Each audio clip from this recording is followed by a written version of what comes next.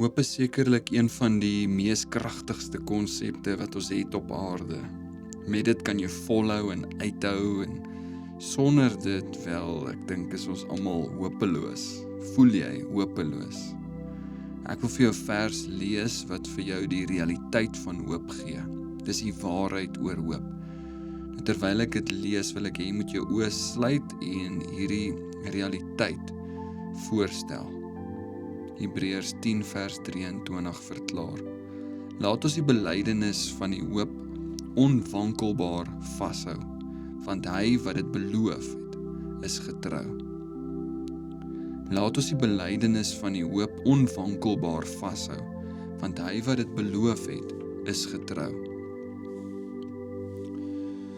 Die realiteit van hoop is dat ons nie na ons buiteomstandighede hoef te kyk om in lyn te kom sodat ons hierdie hoop kan kry nie.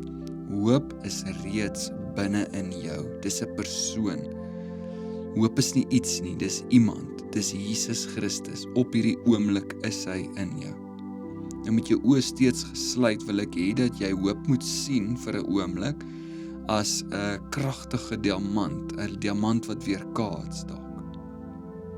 Dink aan 'n diamant wat so klein is, maar so waardevol is. Dit neem 'n klein bietjie van hierdie diamant om baie werd te wees.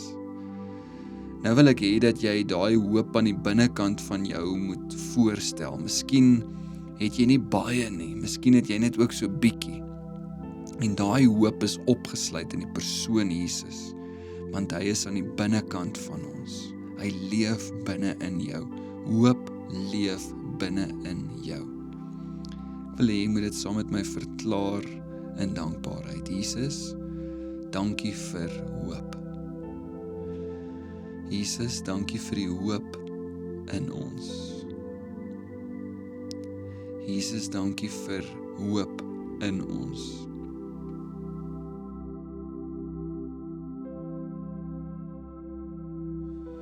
Nou as 'n volgeling van Jesus weet ons dat die Bybel sê dat ons moet hoop hê, maar soms raak die hele idee verstrengel in ons gevoelens en ons omstandighede, of ons weet nie hoe om lekker 'n grip te kry op hoop nie. So wanneer ons hoop nodig het, hoe kry ons dit? Hoe kry ons meer hoop? Waarheen gaan ek om hoop te kry? Hoe herinner ek myself dat hoop altyd binne in ons is? Hier is die antwoord, omdat ons weet dat God altyd sy beloftes hou. Dis wat hierdie skrifgedeelte sê. God hou altyd sy beloftes. Nou in die volgende paar oomblikke gaan ek 'n paar beloftes van God oor jou lees. Dan wil ek hê jy moet 'n oomblik neem nadat ek dit gelees het en God daarvoor dank, of vir hom sê dat jy dit glo. Miskien kan jy eerlik wees en vir hom sê, ek sukkel om dit te glo.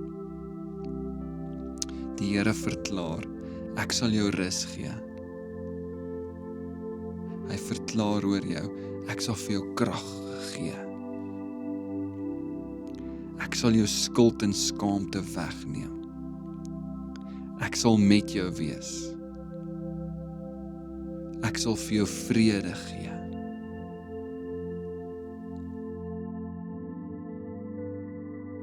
Dankie Here vir u beloftes.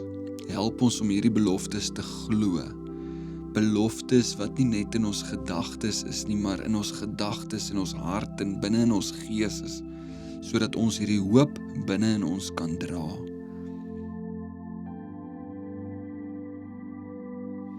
Die grootste vyand van hoop wat ek en jy het, is ons menslike geneigtheid om te wil weet hoekom. Hoekom gebeur dit altyd met my? Hoekom moet ek hierdeur gaan?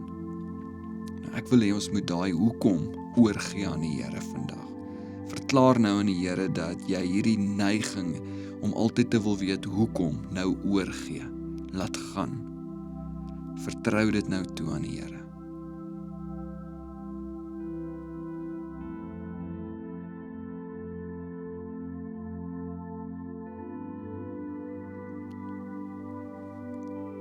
Ek wil hê jy moet dink aan een persoon wat jy weet hopeloos voel op hierdie oomblik. Miskien iemand wat al lank 'n stryd voer met hopeloosheid.